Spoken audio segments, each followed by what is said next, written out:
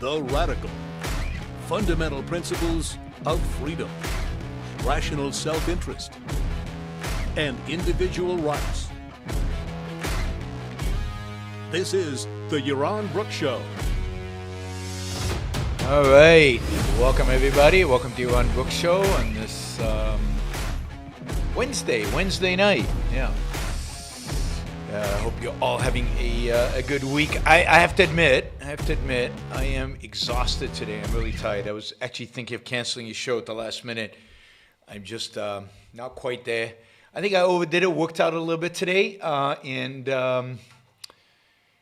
all this afternoon dealing with taxes, and that kind of screws up the brain, right? It's 3 different accountants in 3 different locations in the world. I don't know how many different entities I have to file. Anyway, my life from that perspective is complicated, and but I think it's all under control. We all have to get our taxes in by July 15th. I hope you all realize that. It's the new April 15th. It's next week. So, yeah, everything was in a rush today to try to get everything lined up so that we could file extensions. I'm not even filing final returns, but extensions next week in all the different jurisdictions I have to file. But the cost of living in Puerto Rico and having a complicated life, but it's all worth it. So that's all good, but I am exhausted. I am tired. All right, so thank you all for joining. I think what we're going to do today, we're going to talk a little bit about, this statement that, what's her name, Ilhan Omar made about wanting to dismantle the whole system.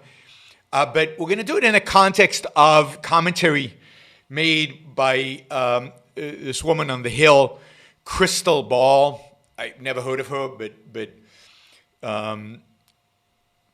you know, The Hill has 646,000 subscribers on YouTube, 65,000 people have watched this video by Crystal Ball, where she takes Ilhan Omar's statement and she like embellishes on it, and she gives a whole monologue over it. So, you know, the monologue's about 10 minutes. I don't know how much we can tolerate. We'll see how far we get into it. But I'll be analyzing Crystal Ball's commentary. And what I want you to notice here is that we have a hard time, us capitalists, trying to overcome all the nonsense, the misinformation, and the way people think about the world. Because not only do we have to combat the left and tell the left that their understanding of the world is completely wrong, but then we have to overcome the mixed economy and the fact that we don't live under capitalism. So it's so tempting, and I think a lot of the right do this, is when Ilhan Omar says she wants to dismantle the system and says, oh, but the system's great. And the fact is, I think the system sucks, and I want to dismantle the system too. I just wanted to dismantle the system in a completely different way, in the exact opposite way as Omar does and as Crystal Ball does. But it's difficult to explain that, right? Because you have to explain why the left is wrong. You have to explain why the world as it exists today is wrong. And then you have to explain that there's actually an alternative both to the left and the right and the world as it exists today. And you don't agree with anybody, and you're this unique. And it's hard. It's hard to get into the context of the listener, the viewer, who doesn't know where we're coming from. So I want you to think about that as we go through this, and the difficulty in kind of, well, what do you say, right? How do you undo it? Right? People, as Jonathan points out in the chat, people think we live under capitalism. People think that what Omar is criticizing is capitalism.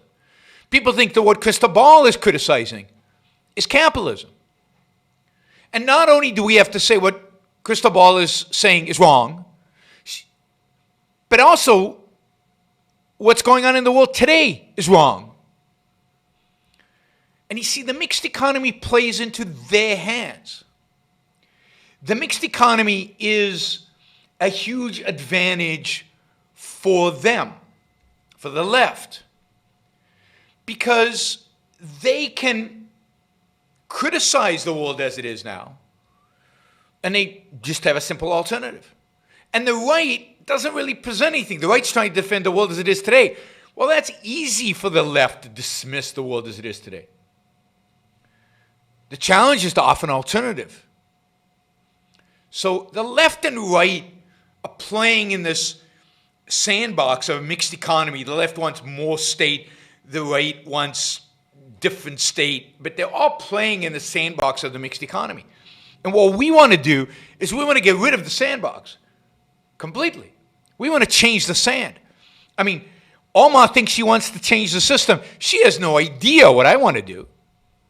I mean, our reform of the system in many ways is far more fundamental than her reform of the system. So, with that in mind, we're going to watch the video. And let's see. All right, there we go. Yeah, you see, that's Crystal Ball. She's a lefty. And she is, you know, I don't know how far left, but it sounds like she's pretty far left. When you hear what she has to say, it's going to be pretty far left. Let me put on my headphones so I can hear what she actually says. And you're going to hear, the first thing she'll do is she's going to go to a clip of Ilhan Omar statement that everybody's upset about dismantling the system. We'll talk about that, and we'll talk about Crystal Ball's diatribe over it, basically in support of Omar. Making heads explode. Latest controversy was sparked when she said the following. As long as our economy and political systems prioritize profit without considering who is profiting. I mean, what kind of profit would she be okay with? My assumption is that she is a committed socialist, so the only kind of profit she would be okay with is if the workers were profiting. What she resents is that the owners, the capitalist entrepreneurs, the business owners are profiting. That is her objection, because she's a real socialist. Who is being shut out? Who is being shut out? I don't know who is being shut out. Perpetuate this inequality. And of course, the standard is inequality. Perpetuate the inequality. The idea is that inequality is the evil. And they conflate political inequality with economic inequality. They don't differentiate. Because I'm all for equality, political equality. What I'm against, right? So I'm all for, what I'm against is economic equality. That's a disaster. And it's a huge violation of rights. And it's a huge violation of the idea of political equality. Economic equality necessitates political inequality. It necessitates taking from some and giving to others. It necessitates not treating everybody the same in terms of rights, in terms of freedoms. But you see, they use inequality as a catch-all. You might think they're talking about racial inequality before the law, but what they're really talking about is that plus economic inequality. And the only solution to economic inequality is, of course, socialism or egalitarianism or communism or some form of egalitarianism. So we cannot stop at criminal justice system. We must begin the work of dismantling the whole system of oppression wherever we find it. Now, what is oppression? Now, note again equivocation, right? I'm all for dismantling any system that oppresses people in a sense of physical oppression, coerced oppression, or just irrational discrimination. But that's not what she's talking about. She's talking about oppression of the workers, oppression of economic oppression. So she's talking about economic inequality, which is the product of economic, quote, oppression. She's talking about capitalism as being a system of oppression. Inherent in capitalism is oppression of the workers. And while the workers get paid a salary, the whole complaint that the Marxists have is that the owner of the business makes a profit on their salary. The owner of the business pays them less than what they produce. Well, of course, the owner of the business has to provide them with machinery, with rent, with a risk-free salary. He has to provide them with a market. He has to provide them with the vision, the organization, the management, everything that goes into building a business. So yes, he's making a profit off his workers. But people like Richard Wolff, the pseudo-economist, but Marxist, committed Marxist, don't get that. To them, it's a mystery.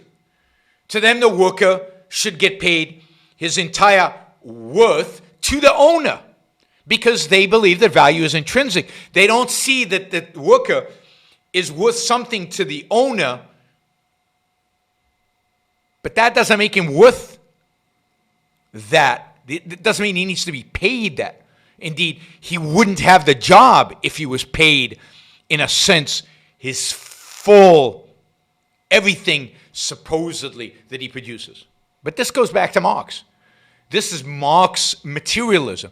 This is the misunderstanding of the role of the mind. The role of the mind.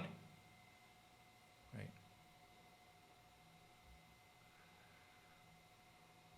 So it's purely from a Marxist perspective this oppression is coming. Omar is an economic Marxist. She is, when she talks about dismantling the whole system of oppression, what she's talking about is dismantling whatever remnants of capitalism are left. She's talking about dismantling the mixed economy. For the sake of what? Dismantling the mixed economy for the sake of socialism. Full-blown, all-out socialism. The workers owning the means of production. Which, as we know, as I think this audience knows well, is a recipe for absolute disaster, absolute catastrophe. In a free market, there is no such thing as economic oppression. Economic oppression is a consequence, if you take your word seriously, is a consequence of force. In a free market, there's no force. A free market, it's all voluntary exchange. You get paid based on what you're worth, and if you don't like what you get paid, you go find a different employer. And if nobody's willing to pay you more than your employer is paying you right now, that's what you're worth, and not a penny more. And indeed, the fact that you're willing to go and take that wage suggests that you're better off for it. That indeed your other alternatives constitute something worse.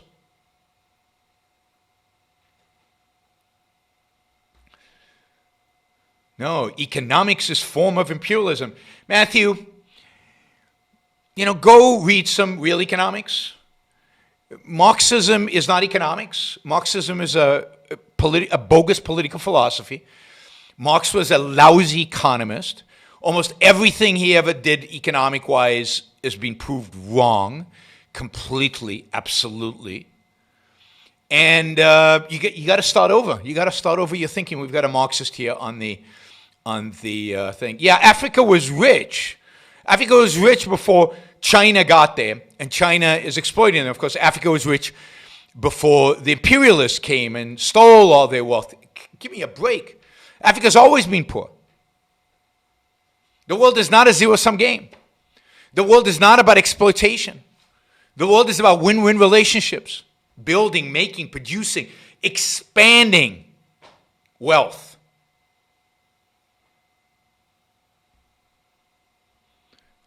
But this is the point. This zero-sum mentality. This idea that economics is exploitation, that capitalism is exploitation, that capitalism is systemic oppression. You can say Matthew's a dummy, as Frank does, but this is the dominant view out there. This is becoming a dominant view out there. More and more and more people believe this. More and more people are buying into this. More and more policy is going to be based on this. And this is, again, left and right. Tucker Carlson, to some extent, believes this. Finance is oppressive. Private equity is destructive. Trade is zero-sum. The President of the United States believes that. Marx was a Kantian. Yes, he was.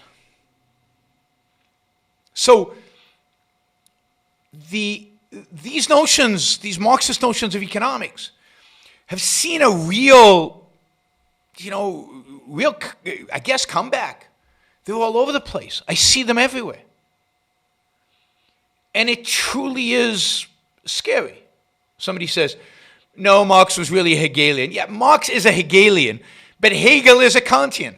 So they're all Kantians in the end. That whole tradition of German philosophy is Kantian. But yes, Marx is directly impacted by Hegel. His whole construction, his whole way he constructs his theories is Hegelian. All right, so it's really scary how ideas that have been refuted over and over and over again over the last, 12, 14 decades? Since the 1880s? Or even before that, since Adam Smith. That ideas that have been refuted in economics over and over and over again keep coming back. Keep coming back. And that's Kant. That's saying reality doesn't, we don't know what reality is. In a sense, in a deep sense, we make it up. So reality doesn't matter. Facts don't matter. What matters is your perception at this point in time. And given that our university professors have been leftists for 100 years, over 100 years, I guess it isn't really that surprising that Marxism keeps rearing its ugly head every few decades, only to be slapped down by reality. But in the meantime, it does massive amounts of damage to the world. There's over the last 120 years, nothing has been more damaging, nothing has been more destructive than Marxist ideology. It enslaved a big portion, a majority of the human race for decades. And of course, remember, even the Nazis were National Socialists. And to a large extent, the Nazis came to power as a rebellion against the communists. Without the communists, you never get the Nazis. So Marx is responsible for, hundreds of millions or somewhere between 100 to 200 million deaths. And yet, he keeps coming back. They won't give him up. And it's such a primitive... It's such a primitive understanding of the world and a primitive understanding of economics. Truly perceptual. There's no thinking involved. There's no conceptualization involved. Think about just the act of trade, which they conceive as zero-sum or exploitation. But why would two parties voluntarily engage in a trade if they weren't both going to be better as a consequence?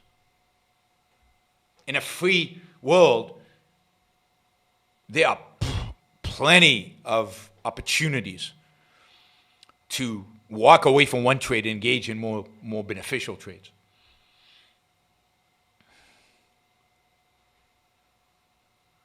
All right, let's see. Okay, so we're not going to talk about Crystal Ball. I don't know who she is, but I guess she's a somewhat known leftist. And let's see what she has to say about Omar's statement. So for some reason, this caused RNC research teams, Republican politicians, and reactionary outlets like the Daily Caller to utterly melt down. Marsha Blackburn tweeted, Ilhan Omar took an oath to defend and protect the Constitution, not shred it. Omar and her Marxist comrades are a threat to our democracy. She should resign. Well, I mean, there's a certain sense in which that is true, although not really. I mean, she wants to take the mixed economy further down the road to socialism, where we're heading anyway. She just wants to accelerate the process. She is a Marxist. She is a socialist. I don't know why that's controversial. That seems obvious.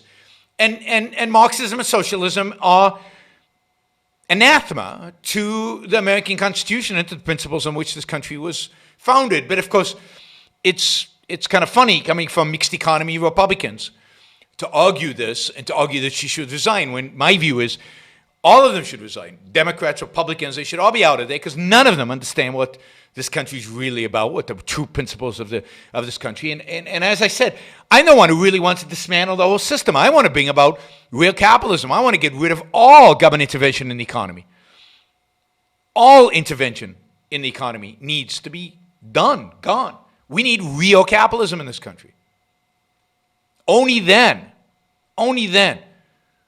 will we be truly free. Only then, to use their terminology, will oppression end in America. Indeed, racism, the cure for racism, is individualism and capitalism. There's almost no political problem in the world out there. There is no political problem in the world out there that capitalism is not the solution for it.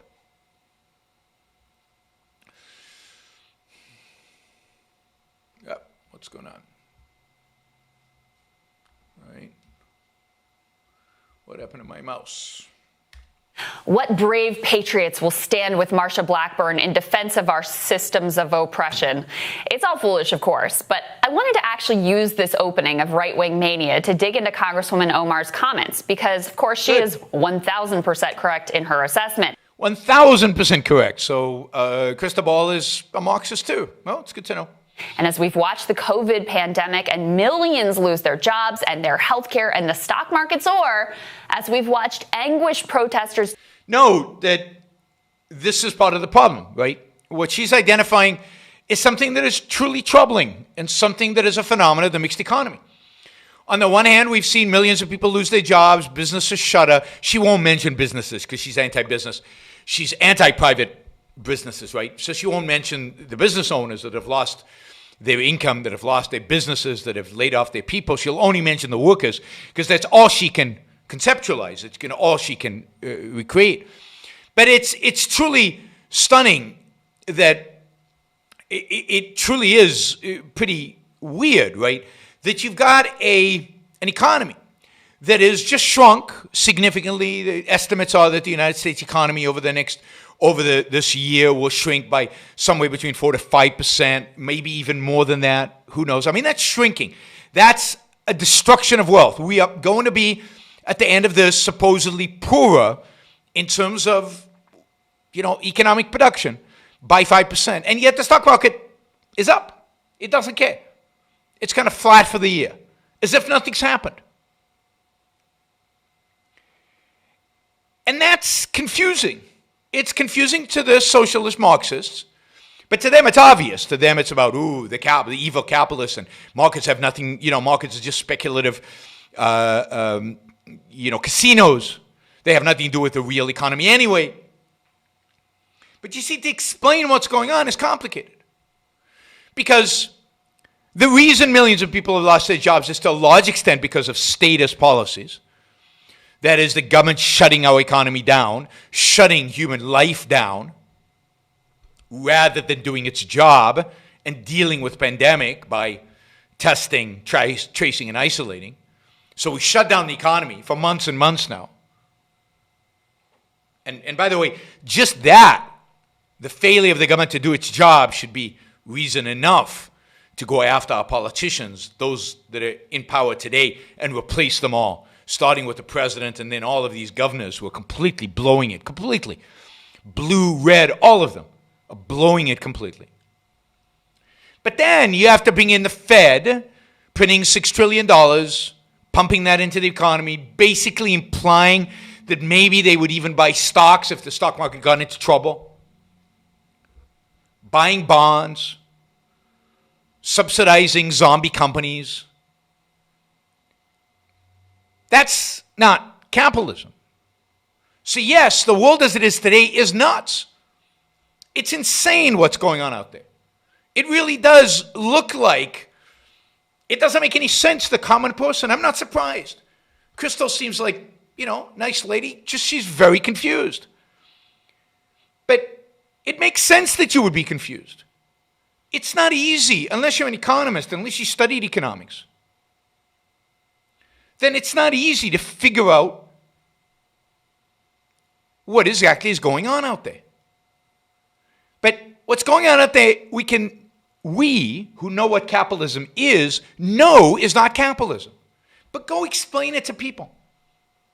They don't know. You say, oh, we want a separation of state from economics. That's so abstract. That's so difficult to imagine. We want private banking. We don't want a Federal Reserve. Whoa, that's so radical. That's so crazy.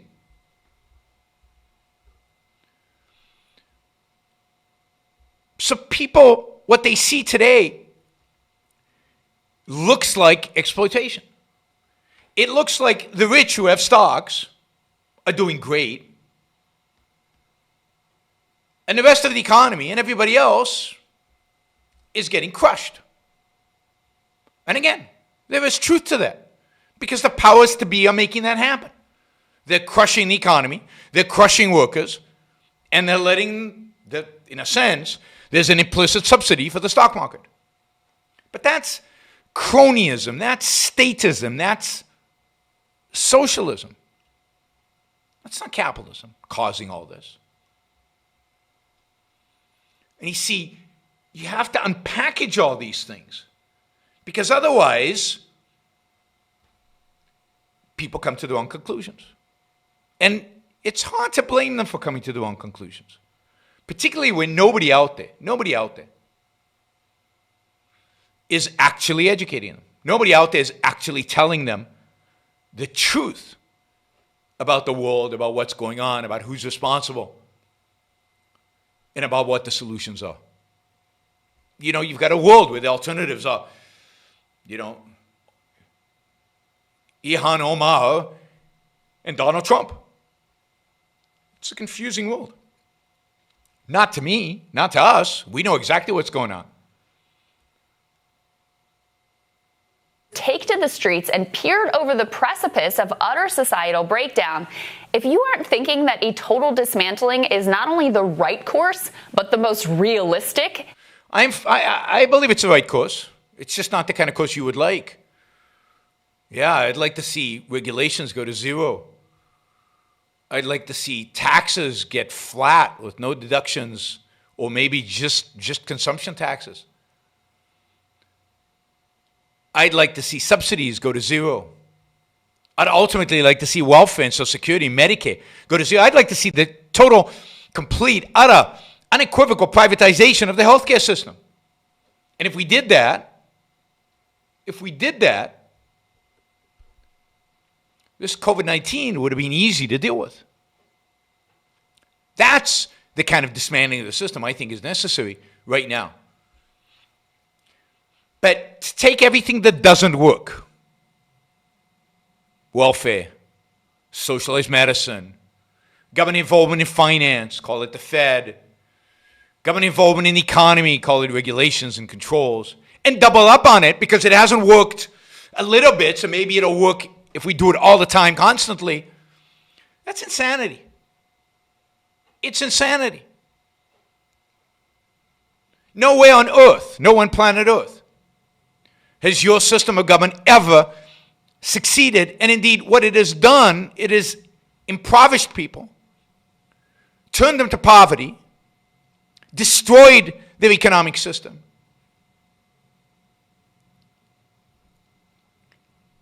And in the most radical or most extreme cases, resulted in the deaths of tens of millions of people.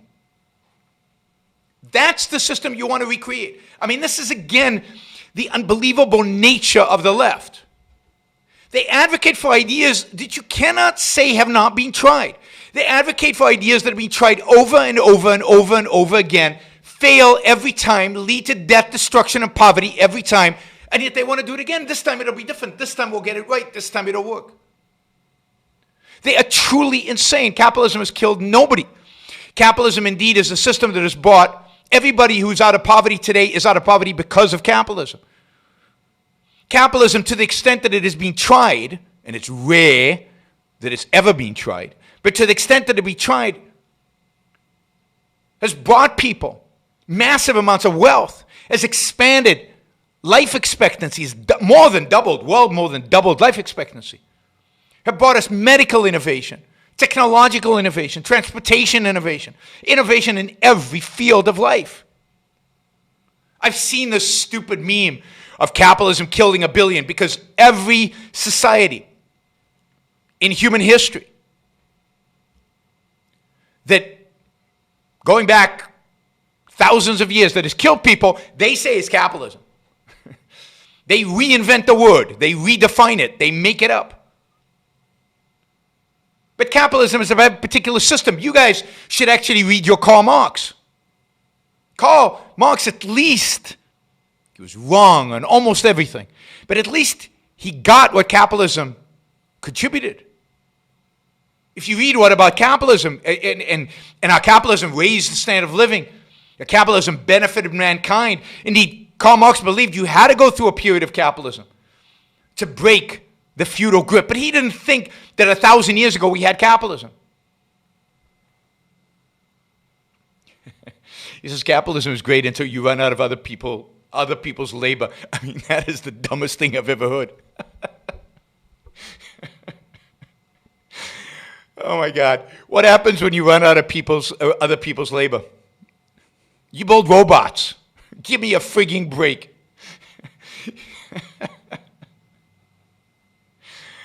Oh God. And by the way, we've got still about 5 billion people who are quite happy to engage in labor for capitalists. But when they run out, we'll just design robots to replace them. Marxists are so primitive, so concrete, so perceptual. They literally can't think. But this is a system that's gaining adherence. This is a system that's winning.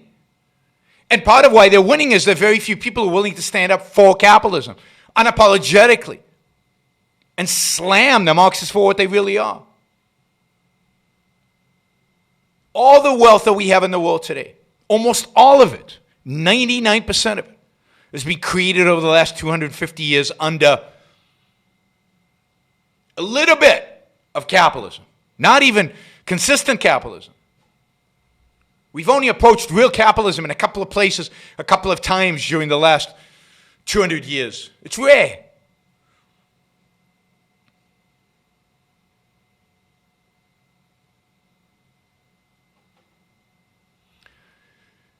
But we haven't defended it. We haven't been passionate in our defense. So these really superficial ideas keep bubbling up to the surface over and over again. All right, let's go back to Crystal. Practical choice to get out of this? I don't know where you've been, but I can probably guess your class status. So the practical choice to get out of this is socialism. And again, socialism, the system that only creates poverty, only creates destruction, only creates oppression, only creates devastation. That's the practical means of getting out of this. And notice that she says she can guess your class status. Because according to Marx, you are determined by your class. Marx is an anti-free will determinist. He believes that your ideas, your character, who you are and what you are, is determined by the class you belong to. You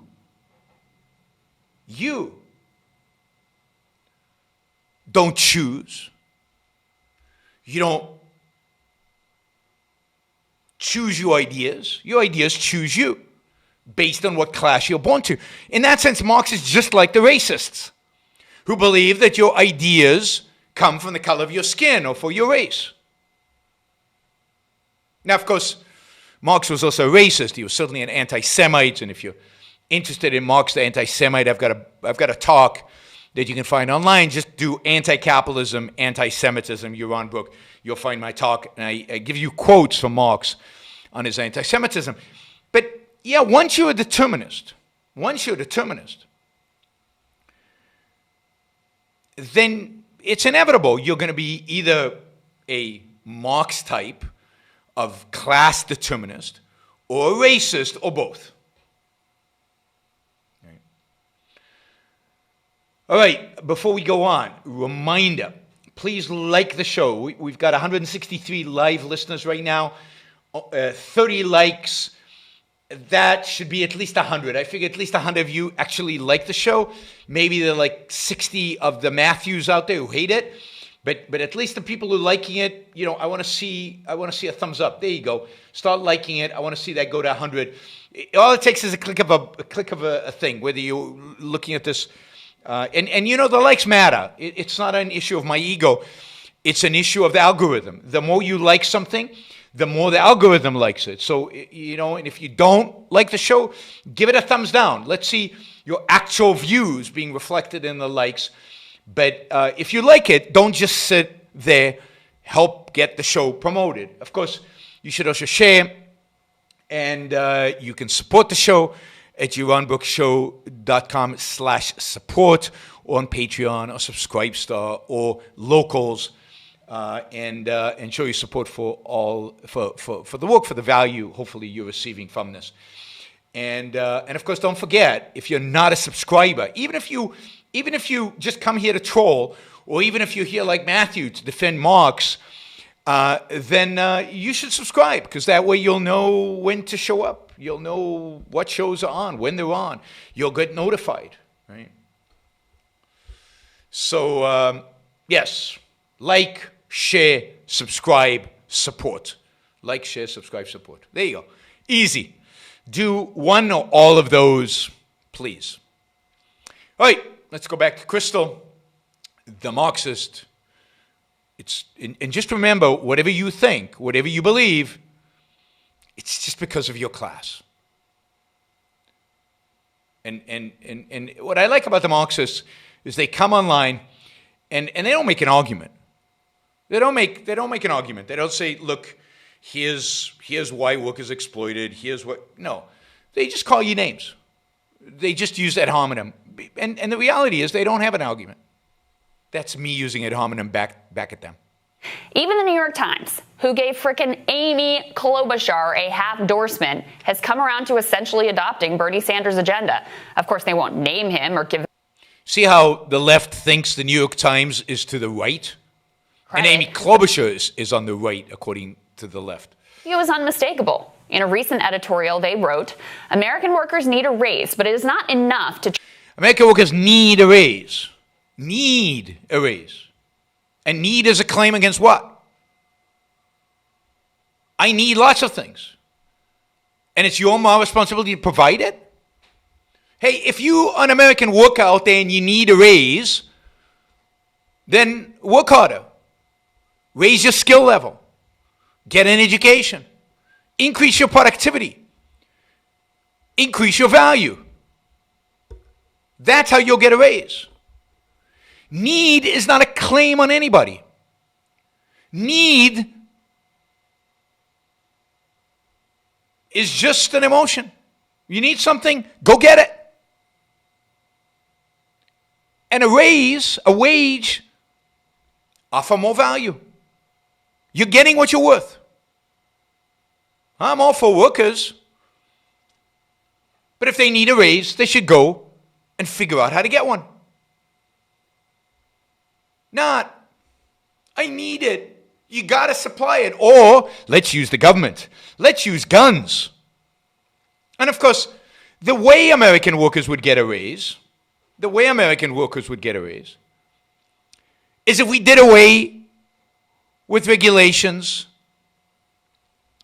that determine how much an employer has to pay them. If you got rid of minimum wage, some workers would actually get a raise. If you got rid of required benefits by law, benefits that often employees don't want or don't need, they would get a raise. If you reduce taxes on investments, workers would get a raise. Workers started, if you saw low-income workers, working class workers started to see their incomes rising in 2018 and 2019. Why? Because corporate taxes were cut. Corporate taxes are not paid by corporations. They're not paid by shareholders. They are dominantly paid by two groups, consumers and workers. You want to give workers a raise? Cut corporate taxes to zero, the only legitimate rate they should have. And not only will they get a raise because they're being taxed through the corporate tax, but they would get a raise because that money would be invested. And by investing that money, productivity would go up. And when productivity goes up, guess what happens? People get raises. Indeed, it's not that a worker today, let's say who works at a factory in a pretty simple job, let's say in a car manufacturing company, and makes today 200, 300 times what they made 100 years, 50, 60, 70 years ago.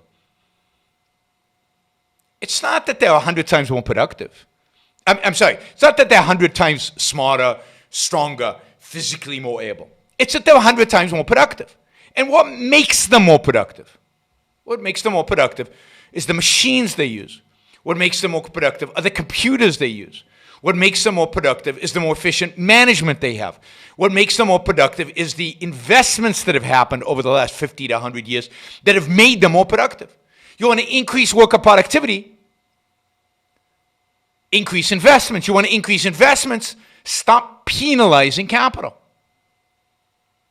Eliminate taxation on capital. Products will get better, cheaper, and workers will make more money. But the more you regulate, the more you tax, the more you control, the more you centrally plan, the more you fix prices, the lower the standard of living of the worker is going to be.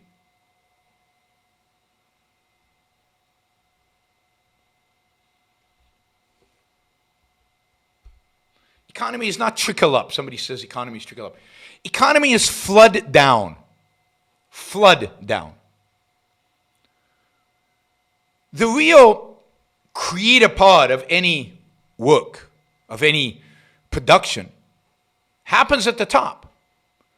The value contribution is of the entrepreneur, the CEO, the chief technology officer, the R&D.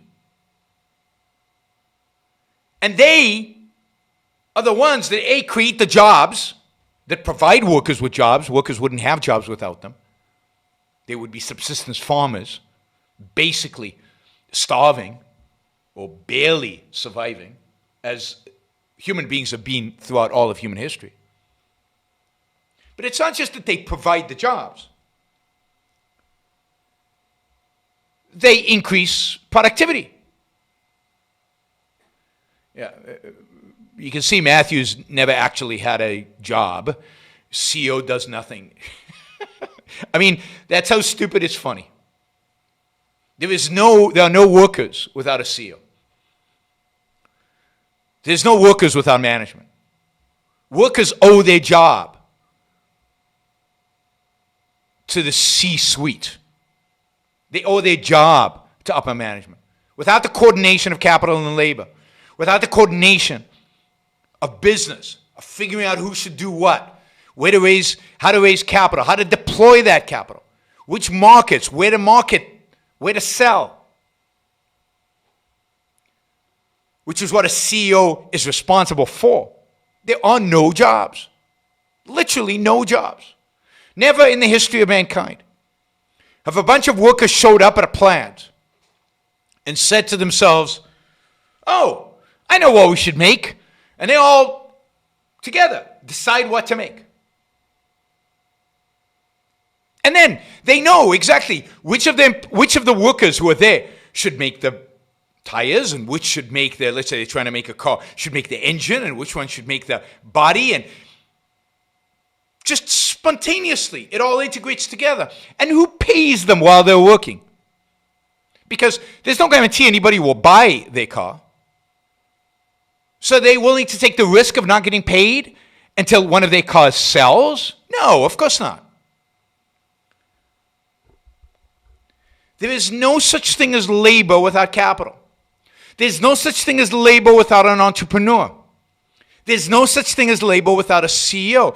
Because the process, and if you've ever been in a startup, you know this, the process is thus. Somebody has a great idea. Not a worker. An entrepreneur has a great idea.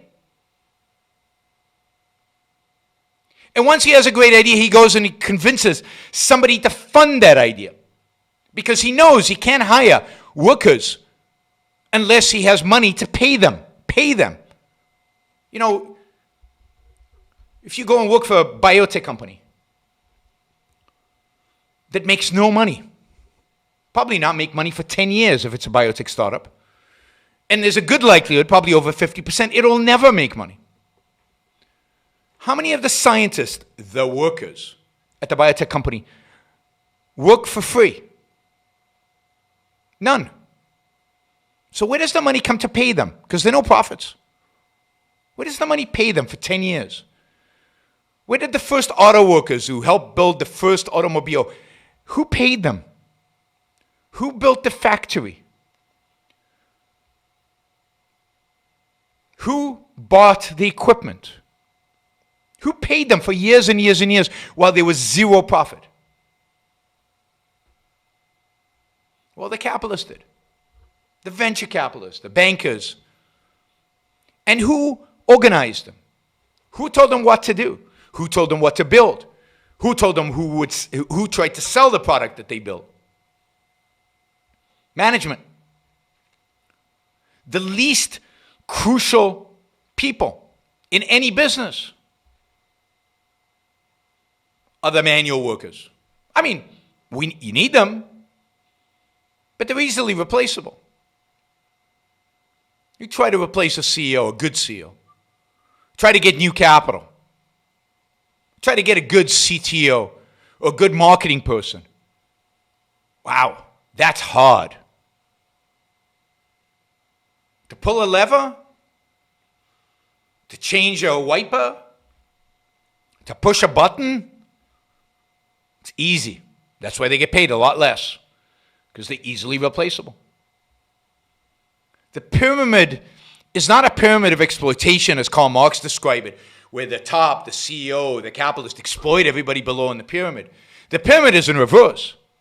The pyramid is that all those workers stand on the shoulders of the capitalist, stand on the shoulders of the CEO of management. They don't exploit them because there's no exploitation going on. There's trade. But they stand on their shoulders. When workers have a job, when you have a job, any job, you should thank the entrepreneur who founded the business. You should thank the capitalist who pays your wages. You should thank your manager who keeps the business going towards profitability so that your wages could be paid and for your job to even exist. But no. There are paper shuffling losers who do nothing. Well, look at every economy in the world without entrepreneurs, without capitalists, without middle managers, without C-suite executives. And what do you have? Poverty, destruction, and death. Go to Venezuela, go to North Korea, go to Eastern Europe before the wall came down, or travel in time back, 300 years to an era before capitalism. Go see what life is like back then.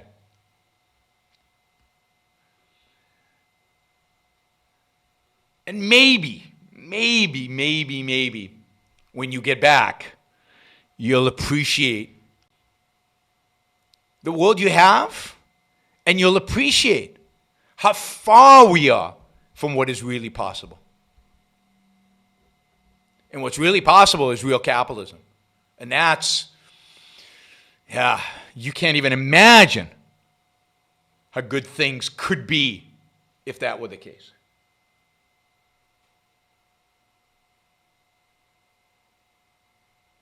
Somebody says the CARES Act is just a means of distributing wealth to the top.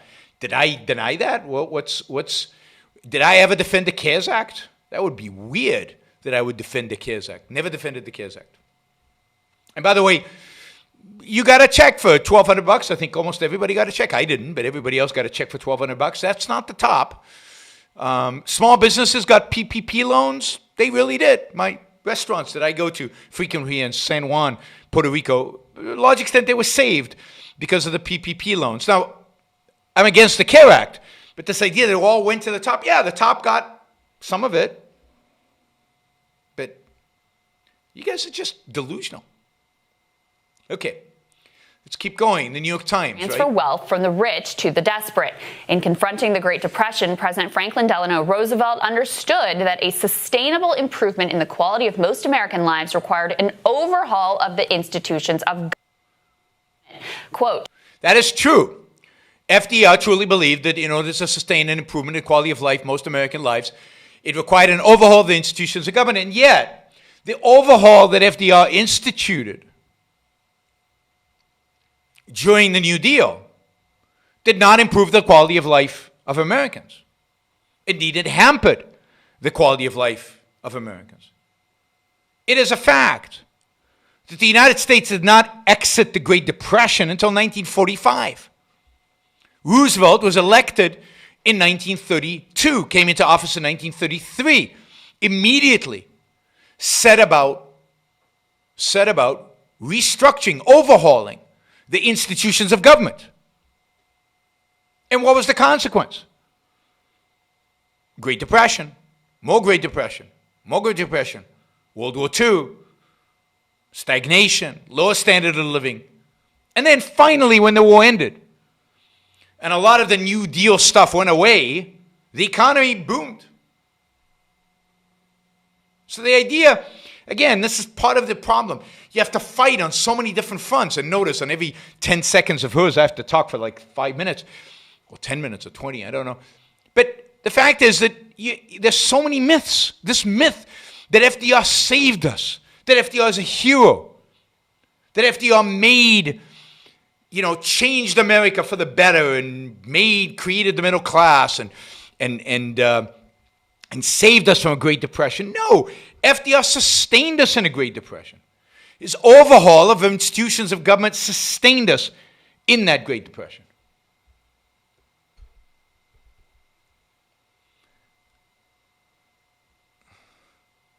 We have to fight on every front.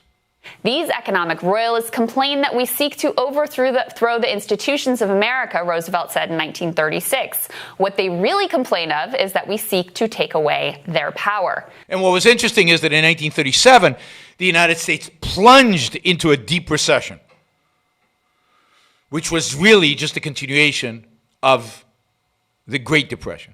Into a deep recession, which was a continuation of the Great Depression, which again, we never really exited until after World War II.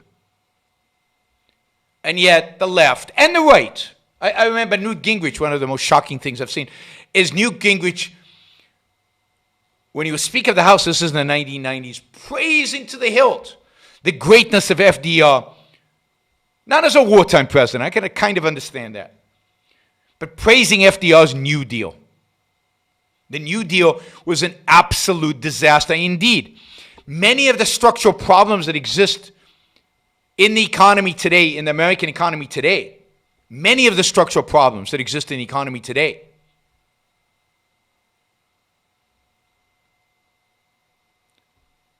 were a result of the New Deal, are the result of FDR's policies. I'd say the 2008 financial crisis was a result of the financial regulations put in place by FDR, mortgage regulations put in place by FDR.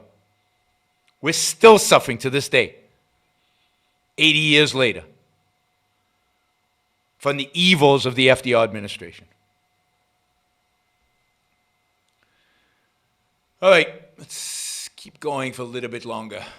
Now, if the neoliberals at the New York Times have embraced the program of FDR and the neoliberals of the New York Times is neoliberal. What am I then? Whoa. Sanders, it's time for us to ask whether what is required is actually much more than what we were originally demanding. After all, the entire nation has stood witness as the supposed bedrock principles of our economy have been revealed as an utter sham. So note, she's advocating for Bernie Sanders was too moderate. We need to go all out now. All out. Let's just go for the full-blown socialism. Why are we holding back? How many times have we heard about the debt and the deficit? How much was modern monetary theory, which provides a new model for understanding the reality of deficits when you are a sovereign with a money printer, how much was that theory derided and treated like economic quackery? It is economic quackery. MMT is economic quackery. If you think that MMT says you can just print money with no consequences, if debt means nothing. Again, look at Zimbabwe. They had a money printing. They issued debt in their own currency. Look at Venezuela, which had 1,000% inflation a couple of years ago. Look at pre-World War II Germany under the Weimar Republic, where people used to go to the grocery store with barrels of cash. If you think if you don't keep printing money, you're not going to get inflation. If you think debts do not have to pay back, if you think you just ramp up, borrow money with no limitations, yes, you can print the money to pay back the debt. But you think there's no consequence to that. Money truly grows on trees. This is the economic understanding of a 5-year-old. Now, there are some observations that MMT makes that happen to be true. The conclusions are wrong. But you wouldn't even understand those because your economic understanding is of a 5-year-old. Yeah, just print money. Just print money. It doesn't matter. It doesn't matter. And there are no consequences. Because the other falsehood about MMT is that the government knows how to allocate that capital. It knows, that money, it's not even capital at that point. It knows how to allocate that money.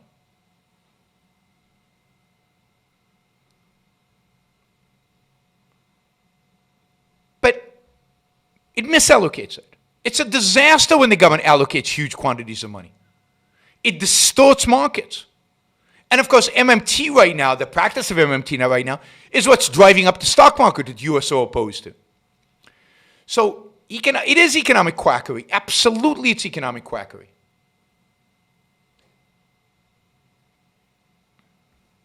But again, you have to fight on every single thing they say is wrong.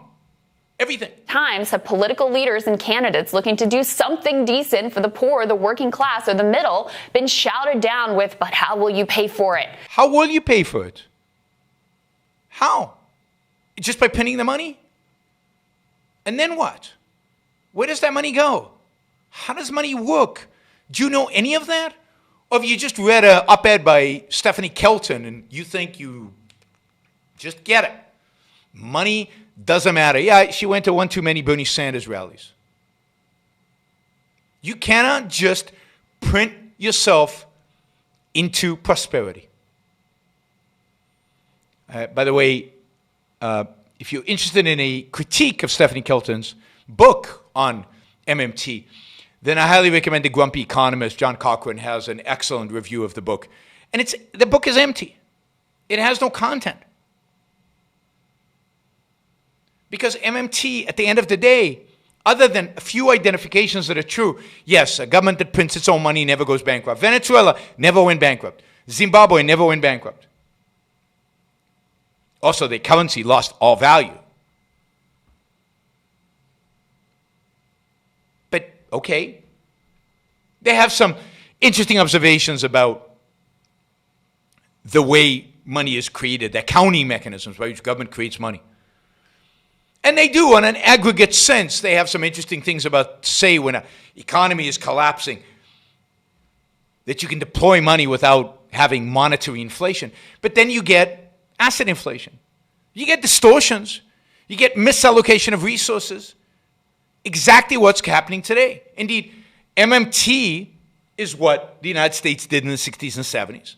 And MMT is what we're doing right now. Under Donald Trump, we're doing MMT. And you're not happy. You're complaining. After all, if we don't balance our budget the way a household balances their checkbook, then we'll have hyperinflation and economic catastrophe. Ultimately, yes, you'll get economic catastrophe. Maybe not hyperinflation, but you will get economic catastrophe. And you can make fun of that. You can pretend that that's not the case. But the more the government intervenes, the more money it just prints, the more it intervenes in the marketplace. the greater the catastrophe that's going to happen. What a load of crap.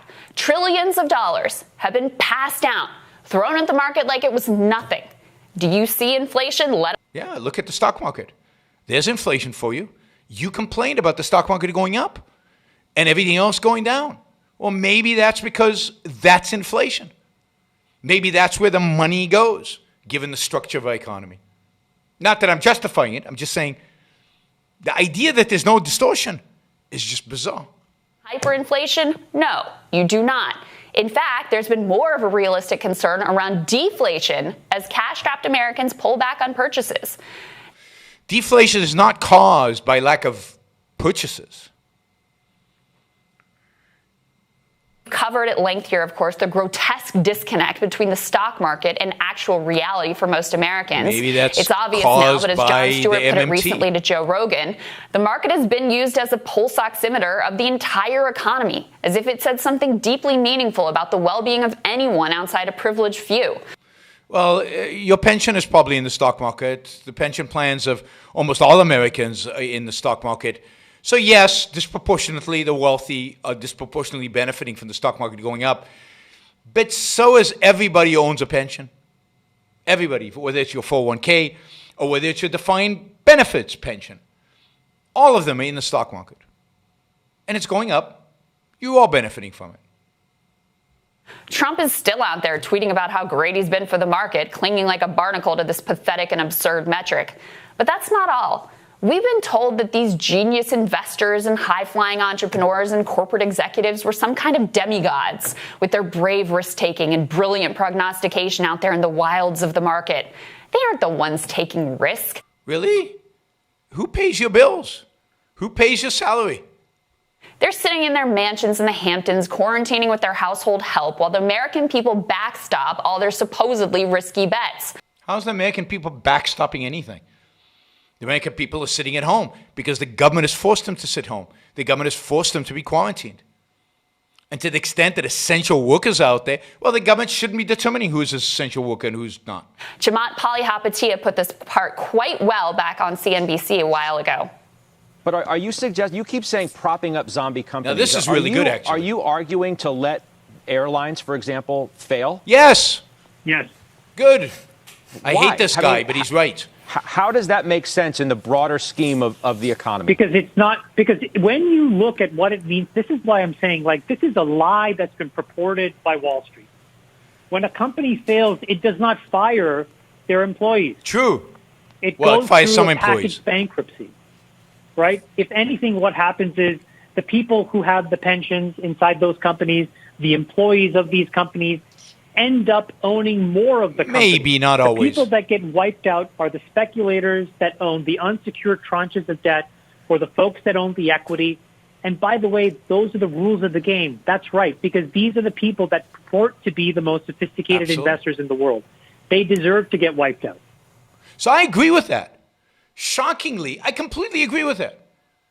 Bankruptcy serves an important purpose. And it penalizes people for taking risks, but it also just penalizes people because a virus came around and the business model doesn't work anymore, and it creates that creative destruction that is necessary. And do people lose their jobs? Yeah, some people do lose their jobs. This idea that in bankruptcy nobody loses their jobs is bizarre and absurd. But bankruptcy is a healthy process. And this is again why I keep saying we have to fight on all fronts. Here's a leftist saying bankruptcy is good. Because most people in places like CNBC and Fox Business and pretty much everybody in mainstream is arguing that no, you can't let the airlines fail. Why not? Why shouldn't the airlines fail? Why shouldn't they go bankrupt? Now, you could argue because the government shut down the economy, but hey, we all suffer when the government does that. Why should the government bail them out? Why not go bankrupt? Restructure your business. Shareholders should be wiped out. You know, one of the things that airlines and a lot of other companies did is they ran on very thin margins. Not margins of profit, margins of cash. They made a lot of money and they used that cash either to expand and to grow and to buy new airplanes. They grew very fast in the last few years. Or they used the cash to buy back their stock, and I'm a big fan of stock buybacks. But they didn't keep anything on reserve. They didn't keep anything for a rainy day. They didn't buy insurance, and maybe there isn't insurance to buy, but they could have self-insured. They might have had enough cash. And now something bad has happened. And then they should go bankrupt. And that should be, anybody who believes in even a little bit of capitalism should be advocate for that. But then, if that's true, auto companies should also be allowed to go bankrupt. And not go bankrupt so that the unions own more, but go bankrupt and have real bankruptcy court in which the various claims are adjudicated, and maybe some companies are liquidated, sold off. No more cars. No more jobs. Maybe bondholders land up having more of the equity. Maybe employees have some of the equity. Who knows? That's what you have bankruptcy proceedings for. You look at the contracts. You look at how they're structured. You don't do it politically like Obama did with GM, where it was all politics, and to hell with contracts, to hell with the bankruptcy law, to hell with the rule of law. I'll determine who's going to own what. But we have a fantastic process in this country of taking companies that no longer can make a profit, can no longer pay their debts, and allowing them to restructure themselves so they can come out on the other side of bankruptcy healthy and invest. And we don't let that happen. We stop it from happening by bailing them out. Ronald Reagan bailed out Chrysler in early 1980s. George Bush George Bush bailed out the airline industry after 9/11. Why? George Bush then bailed out the auto industry. Then it was again bailed out by Obama. They bailed out the banks. Why not let them all fail? Set up bankruptcy courts. Let's say there's a huge economic crisis. Hundreds of banks are failing. Set up bankruptcy courts that work 24 hours a day. And instead of spending the money on the bailout, spend the money on hiring judges. And go through and restructure them. The banks was Bush. Yeah, Bush bailed out the banks. That was top. Paulson, Bush, and Bernanke. Obama just bailed out the car industry. And of course, Obama then, spent $900 billion, which seems like small change right now, on a stimulus package. Now remember, when Obama did the $900 billion stimulus package, Republicans flipped out. They went berserk. But now, when Trump is president, we just spent $2.7 trillion. That is 3 times more than Obama did. And Republicans love it. They love it. They think it's fantastic.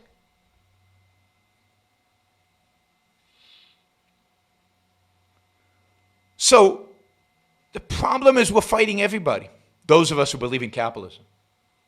We're fighting the left. We're fighting the status quo. We're fighting the nationalists. We're fighting the Trumpists. We're fighting the mainstream. And we have to educate them all because they're also ignorant about how markets work. They're also ignorant about the status quo. They're also ignorant about what's going on in the world. And they're so ignorant about how markets actually work. It's a constant battle, constant re-education, constant battling here and battling there. And it's rough.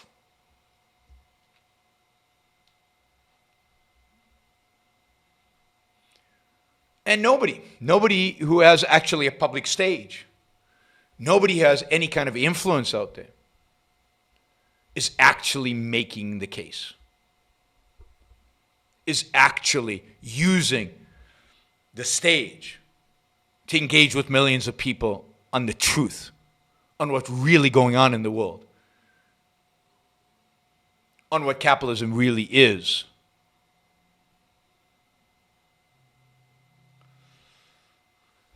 Tragic, sad. Even Ben Shapiro.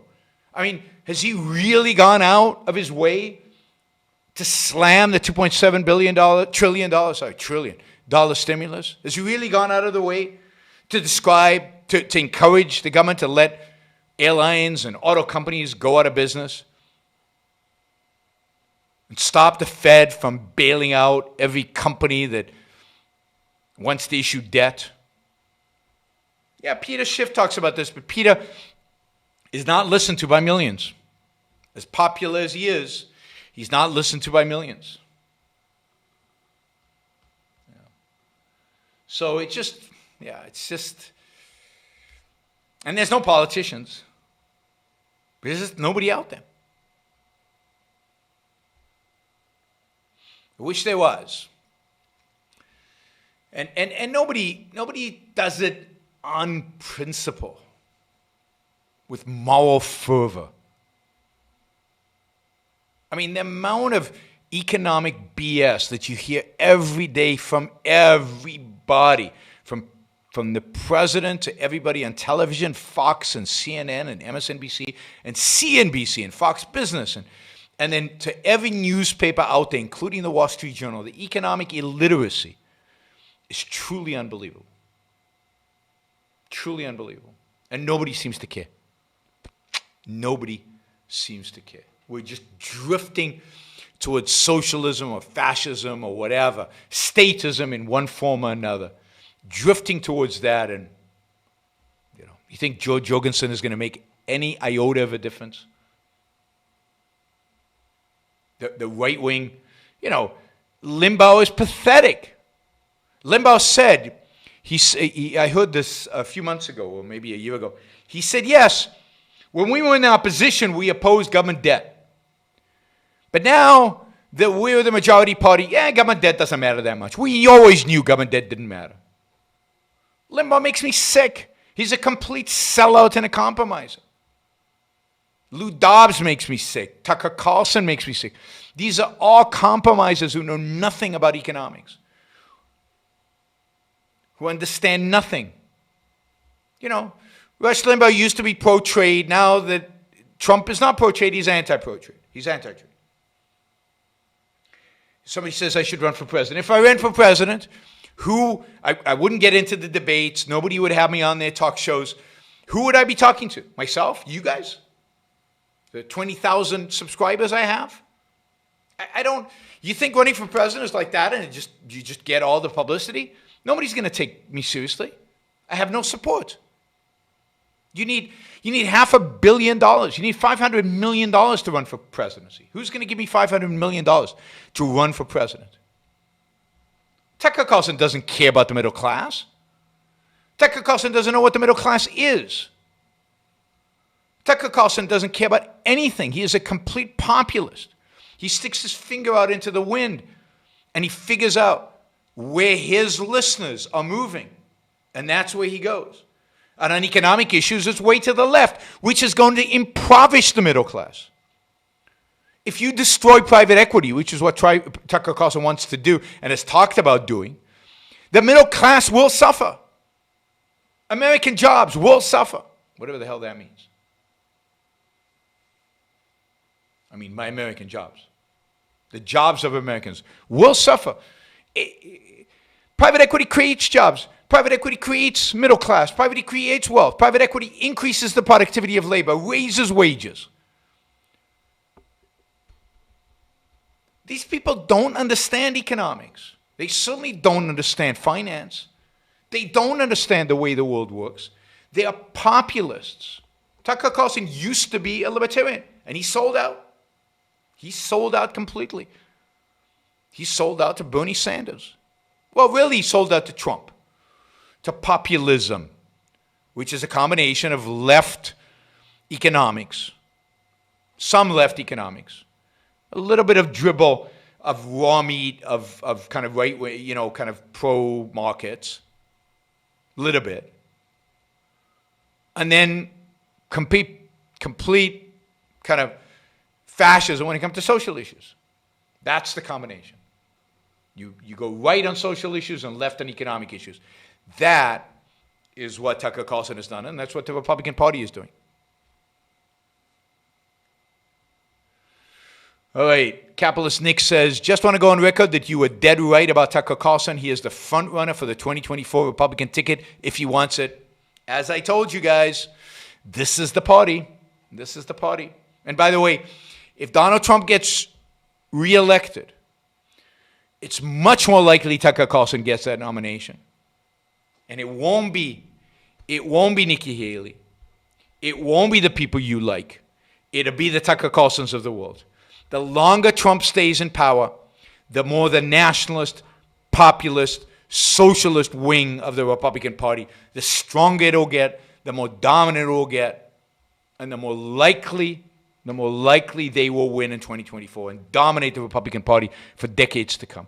The only chance of saving the Republican Party is to defeat Donald Trump this election, is to make clear that populism doesn't work.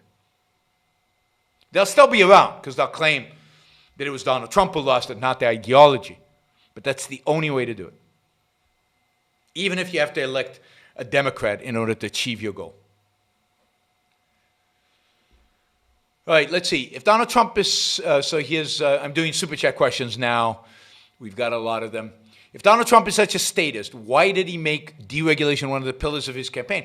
Because he knows that's what his people want. And of course, he only deregulated in some fields.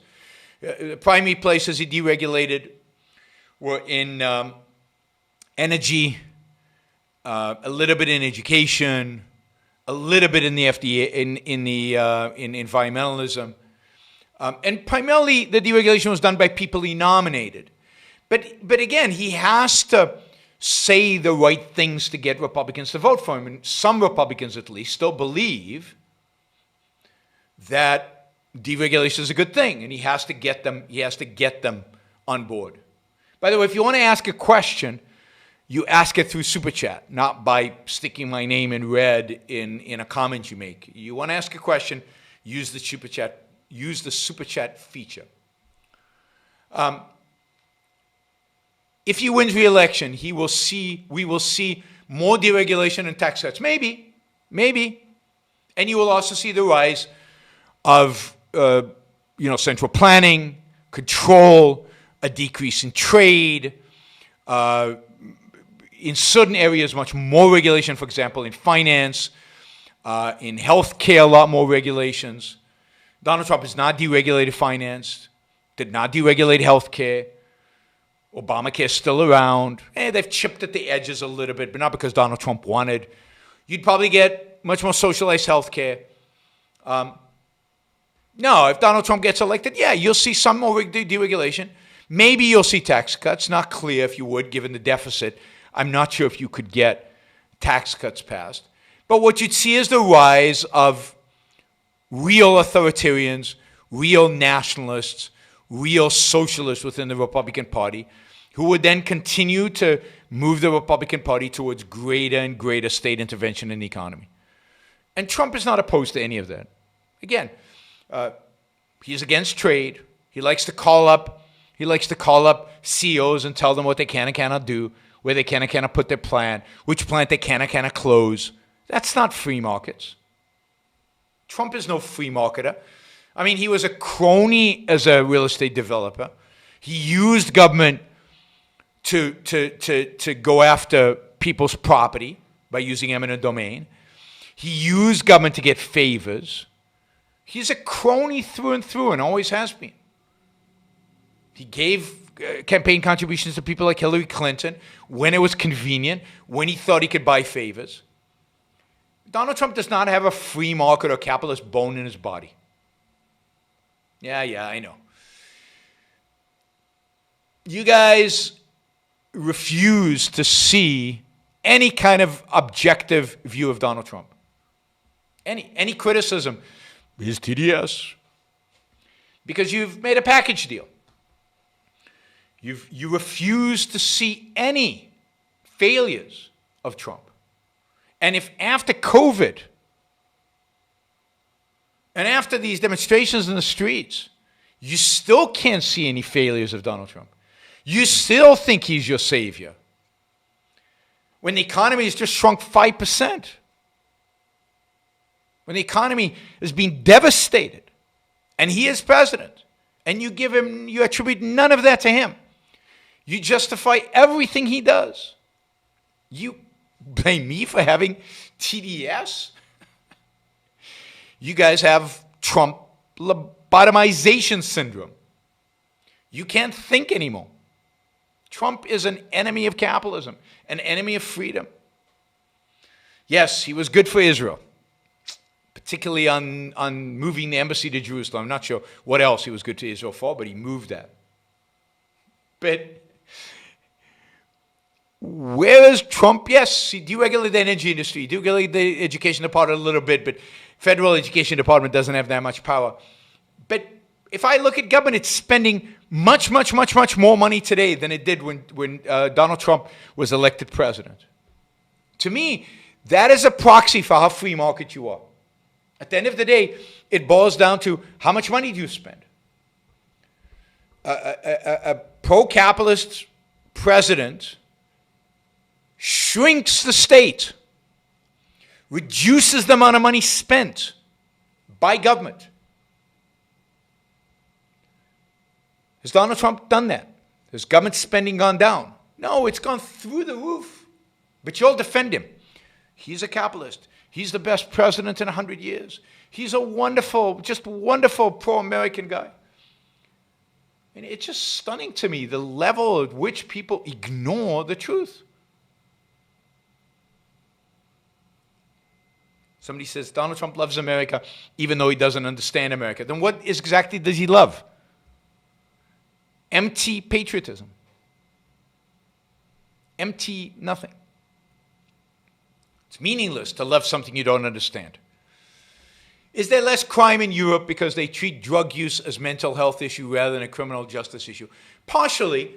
I mean, the war on drugs in the United States is devastating. It is the most horrific thing that we've instituted. It is absolutely has to go. If you want any kind of criminal justice reform, if you want any kind of police reform, if you want to do anything to reduce crime in America, the number one thing to do is to legalize drugs and get rid of the war on drugs. And the fact that Europe doesn't engage in a war of drugs like we do, the fact that in Europe, at least parts of Europe, at least decriminalize drugs, if not legalize them, makes a big difference. Now, there are other reasons why Europe has less crime than the United States that have to do with culture and that have to do with other aspects of society. But certainly the drug war is a part of that. If not, I don't know that it's a dominant part. I think Europe, even without a drug war, would have less crime than the United States. But that's a whole other issue. We could get into the difference, why Europe is so much more pacifistic. Less crime. Ever get into Frank Zappa? No, I never did. He was afraid of a right-wing takeover of the United States, but also said that communism doesn't work because people like to own stuff. Well, good. I think all of that is true. I'm afraid of a right-wing takeover of the United States, and I think it's true that communism doesn't work because of a lot of things, not just because people like to own stuff. It's people like to live. People like to live. People like their life. People want to be happy. Have you all been subbing, sharing, and sponsoring? I think that's somebody trying to encourage you all to thumbs up. Come on, with 119, there's still like almost 100 of you who haven't liked the show. Please like the show. It helps with the algorithms. It gets more people to watch. It gets the video up there, and it gets these ideas a bigger audience. So like. Don't forget to like the show, whether you're watching it live now or whether you're going to watch it later. Like it while you're watching it. And then, of course, if you really like it and if you have friends that you think would benefit from this, which is pretty much anybody, share the show. And if you're not a subscriber, please subscribe. All right. Can the leftists who signed the Harper's letter sustain their commitment to free speech without challenging their altruism? I mean, people can be quite compartmentalized, so I don't know that they're going to challenge their altruism in the end. But I do think there are a lot of advocates for free speech who can sustain it and will sustain it. And not just on the left. Remember, altruism eats away at the left and the right. And some of the people who signed that letter were from the right. But yes, I think they can, some of them can sustain their commitment, not all of them, in spite of the altruism, because people can be quite compartmentalized. And for a lot of people, free speech is this holier than thou value. I mean, a real value, in a good sense. And they're willing to even give up the altruism for that in specific contexts. Not always, but in specific contexts. Have you done a show yet on holacracy? I don't know what holacracy is. I think Jack's asked the question. I don't know what holacracy is. If not, it would be great to hear your in-depth thoughts on. I don't know what it is. All right, I'll have to look it up.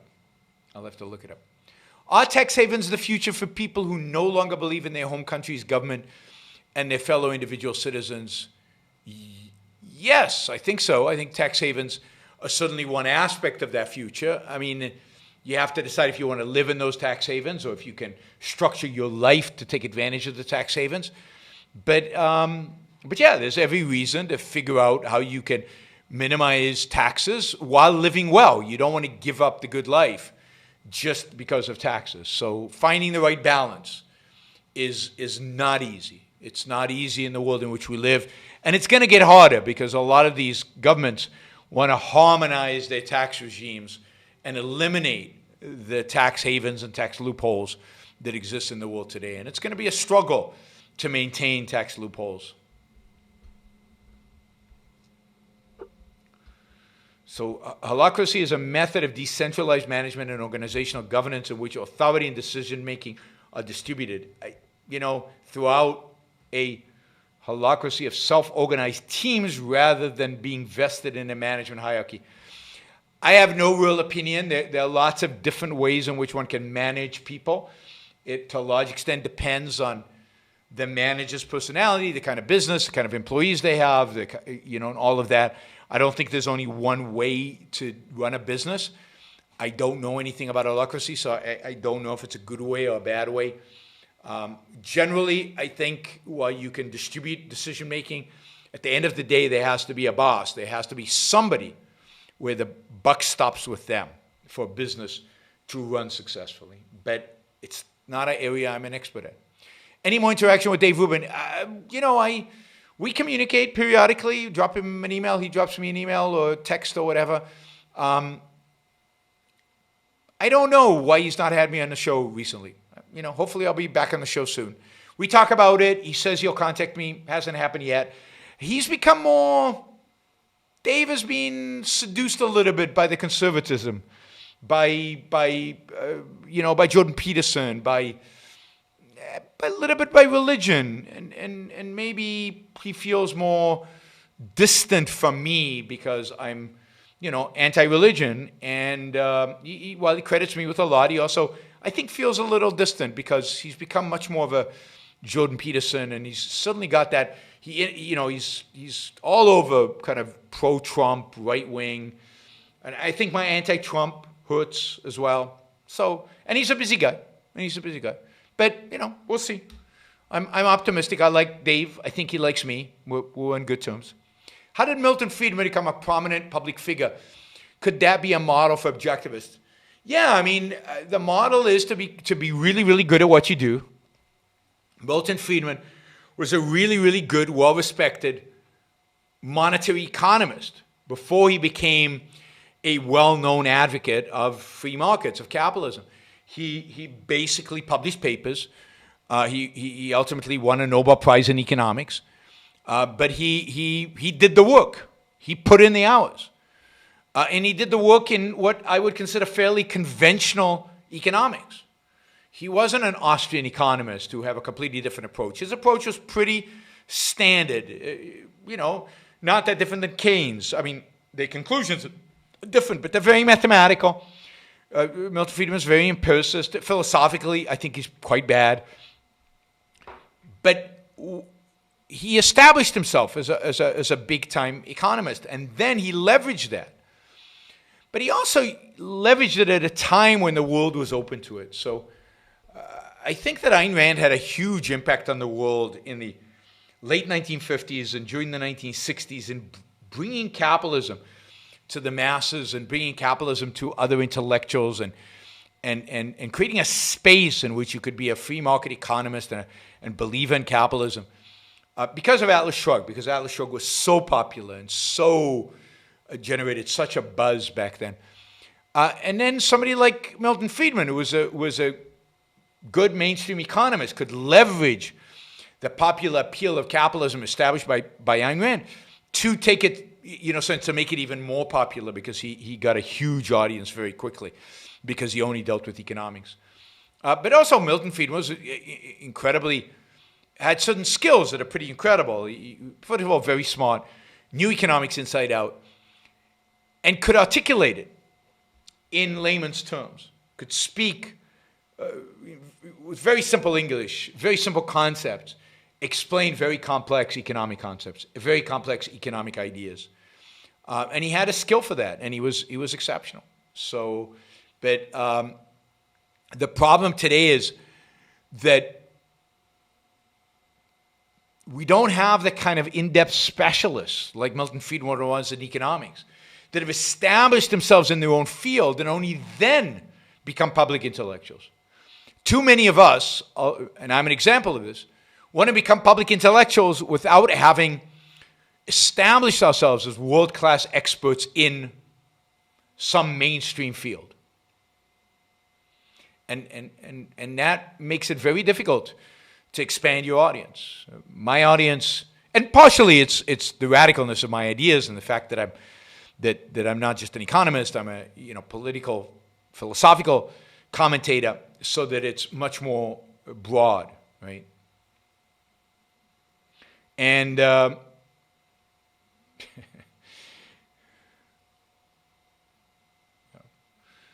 capitalism, is dying. It's dying. And unless we resurrect it, unless we solve the problem, and the only way to resurrect capitalism, is with a moral, ethical revolution. The only way to resurrect capitalism is by promoting egoism. It's by convincing people of rational self-interest. You'll never, never, never succeed in establishing a capitalist society as long as you promote altruism. The world we have today is not capitalist. It's crony socialism.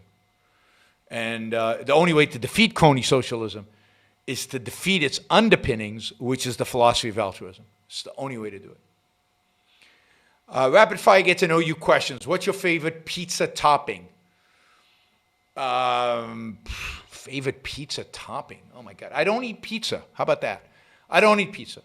I eat pizza with cauliflower crust because I try to minimize the amount of grains I eat.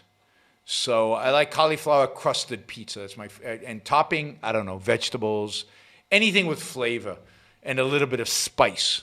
But I don't do that. Favorite strategy board game? The only board game I played, the last board game I played was 30 years ago.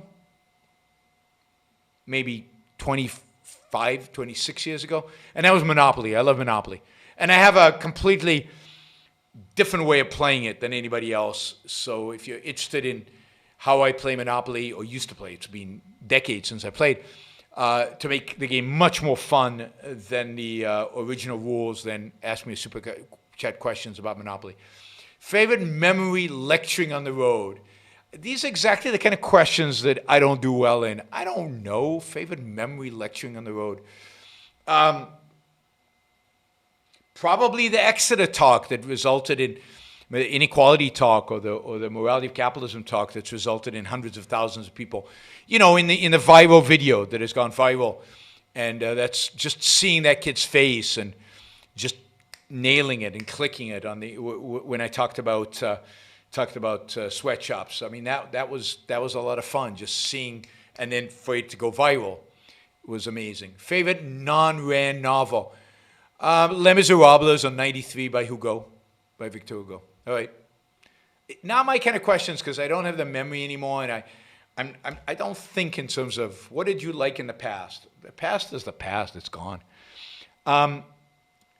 Will the bungling response to COVID continue until a vaccine? Yeah. No evidence. Nothing. Zilch evidence the governors or the federal government is getting their act together. The federal government is pretending like there is no COVID anymore. Trump is pretending it's gone. It's not an issue. And the governors are just have no clue.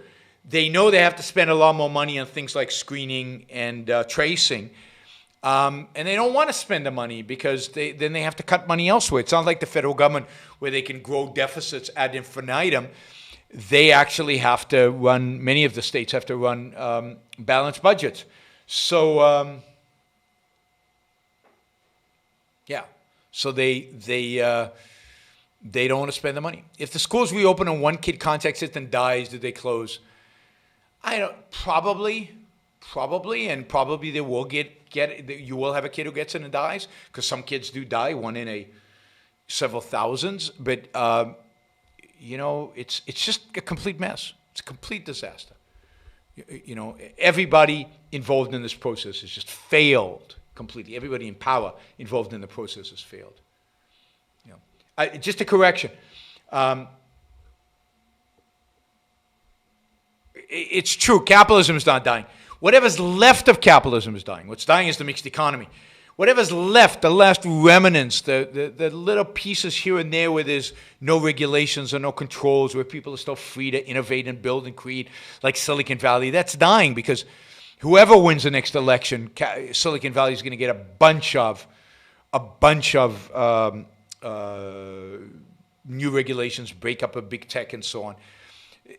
There's still areas in the world. It's a mixed economy, a mixture of capitalism and socialism, a mixture of some freedom and lots of controls. Whatever elements of freedom, whatever remnants of freedom exist, whatever remnants of capitalism exist, they are dying. They are being destroyed. Pure capitalism, consistent capitalism, capitalism throughout the entire economy, consistently practiced, has never existed. Never existed. Somebody says, Yaron, Milton Friedman became an advocate of centralized banks because he thought since there was no way of getting rid of it. Well, yes, but he changed his mind towards the end of his life. Towards the end of his life, Milton Friedman abandoned his belief in central banks and endorsed free banking. Too little, too late, I would say. But it's not hard to imagine a world. It's easy, actually, to imagine a world in which there is no central bank. The world would be much saner, much, much better. If you replaced it with free banking, not with the government running, the monetary system. All right, all caps abusers should be blocked. Yes, you're right. I shouldn't pay attention to people who all cap. You're absolutely right. All right.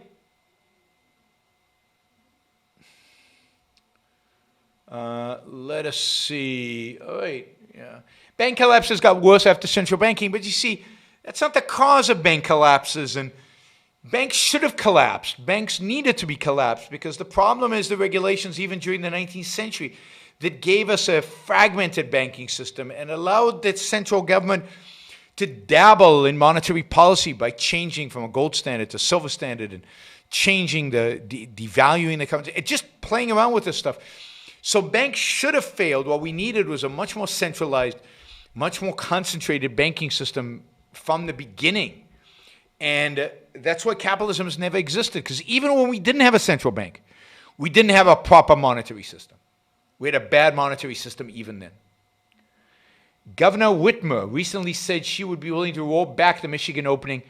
What do you think will happen if she does? I mean, she has no choice but to roll back she's opening and she wants to roll it back. I don't think anything will happen. We'll have a revolution? 80% of people in Michigan supported her. 75%, whatever the poll numbers said. So no, American people have become sheep. The governors lock them down and they say, yes, sir, we'll stay home, don't worry. And oh no, we'll fight about masks. That's the line. We'll draw the line in masks. You can keep us home. You can lock us down. You can prevent us from getting a job. You can prevent us from going to work. But you can't make us wear a mask. That's the line. By the way, you can take 50% of my income. You can regulate my business. You can shut me down. You can you can tax my property. You can abuse me in a million different ways, but God forbid you force me to wear a mask. I mean, it's absurd. It's absurd where people decide to draw lines. I've heard it said that we can know things by using our reasoning. But how do we know our reasoning is valid? Well, because our reasoning is based on our senses, and our senses are axiomatically valid. It's the only means by which we know anything about what's going on around us. And we can experience the fact that if you don't believe your eyes that the car is there and you walk out, you get hit by the car. That's proof that your senses are valid. At the end of the day, truth is about corresponding to reality. Is it in reality? Is this the way it is? Does it correspond to the facts? And the only way to that is to bring it down to perceptual evidence, to perceptual, what's available to us perceptually through our senses. So, reason is a means of knowing the world. It's integrating the information provided to us by our senses. But if the information provided to us by our senses was wrong, we would be dead a long time ago. So the information provided us with our senses is then integrated by our reason. And then we have the capacity to abstract from it, to create concepts, to create abstractions from that sensory evidence, from that concrete sensory evidence. But at the end of the day, to legitimize any concept we have, you have to bring it back to concretes in reality, things you can point at, things that are self-evident because our senses show us. What do you think USA's GDP per capita would look like under pure capitalist society? I'm trying to understand the economic cost of our policies. It's hard to imagine because GDP capita is to begin with, it's such a perverse measure because it's just a perverse measure. It's not a good measure of real economic activity. Your quality of life and standard of living. Let's say if we had had laissez-faire capitalism since World War II, right? So since 1945. So what is that?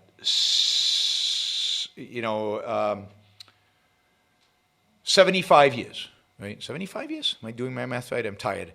75 years. Your standard of living, your quality of life would be my guess, and I need to run the math on this. Imagine if economic growth over the last 75 years had been 6% instead of 3%. 6% instead of 3%. Your wealth, GDP per capita, if you will, so let's go back to GDP, would be what, triple? Or more? More than triple? I can't do math in my head, so I'd have to do the math. You do 1.03, let's say 3% economic growth over the last 75 years, to the 75th power. What does that generate? Versus 1.06 to the 75th power. What does that generate? And take the difference. That is the difference in GDP per capita between what we have today and what we could have had. As one measure. Right? 103 to the 75th. No, it has to be 1.03. I guess 100. It's not 103%. Oh, Jesus. You're going to force me to open up a calculator? All right. Where's my calculator? 1.03 to the 75th is 9.7. Okay, that's true. Okay, so it's 9 times. We're 9 times richer with and what is it if you do it 1.06 to the 75th is 79. So 9 to 79. That is, what, 8 times richer? 8 times richer. So under pure capitalism, you would be somewhere between 5 to 10 times richer than you are today, if we had started the pure capitalism after World War II.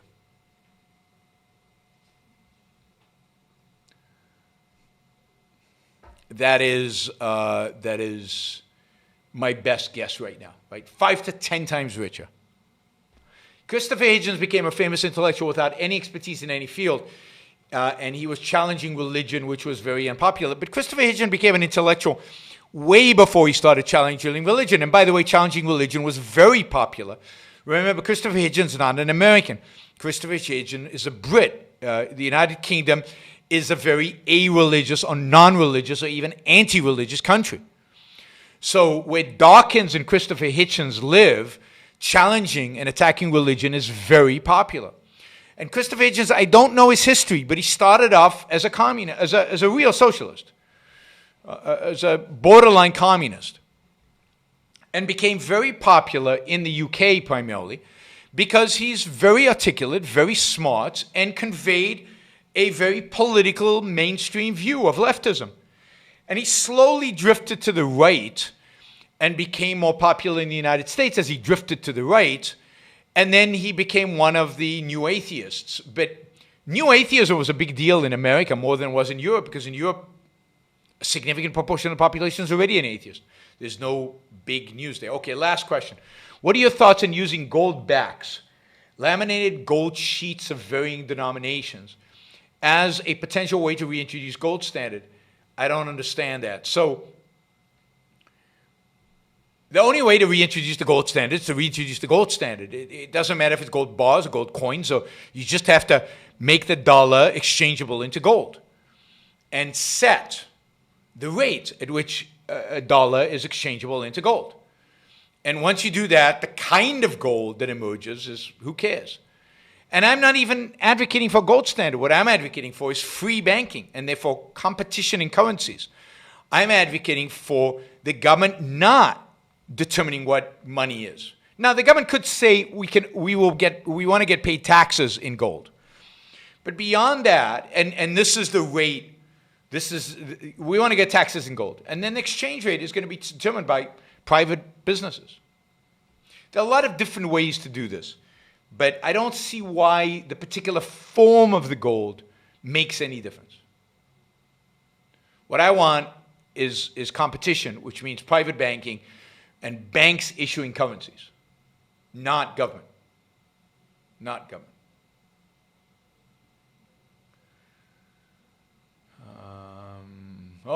There's people are talking about the Rothschilds. People have a problem with the Rothschilds. It's usually, a code name for anti-Semitism when people starting attacking the Rothschilds. I talk about it in my essay on usury and the history of usury, which is in my book on the moral case for finance, which I highly recommend. The moral case for finance, you can get it on Amazon. You can get it on Kindle, and it's really good. And the first essay there is about usury and the history of usury, and how people make up the weirdest conspiracy theories about financiers, and particularly about Jewish financiers. But, the Rothschilds are insignificant today. I don't know, they were a real powerhouse in the past, but today they're really insignificant. All right, thank you, everybody. Don't forget to continue liking, thumbs up, liking, and disliking if you want, but have an opinion. Don't just view the show and not press on one of the buttons. Why is this so hard? Just press like. And then, of course, if you really want to, and you can, and you've got people, then share the show on Twitter, share the show on Facebook. The more you share, the more subscribers we'll get. The more you share, the more influence we'll have. The more you share, the more the message gets out to larger and larger population. One of your friends randomly might share it again and again. And that's how these things go out there and get an audience. I can't get an audience by just expecting people to come to me. We have to go to them. And the way we go out to them is by you liking and sharing. That is the way it happens. You are the only way in which I can grow. You are the only way in which we can make these ideas popular and big in the culture. You have to get me known. I can't do it myself. You have to help. And you do that by liking and sharing, liking and sharing, liking and sharing. So I know you guys do a lot of liking, but I don't see a lot of sharing, and I really wish you would share more, particularly the shorter videos. That, every one of my shows gets split up into short videos that Christian does for me, and those should be shared like crazy. Anyway, thanks everybody, and I will see you maybe tomorrow. I said tomorrow, 5 p.m. Eastern time. I'm giving a lecture in Brazil. But of course, I'm giving it from my home in Puerto Rico to a Brazilian audience.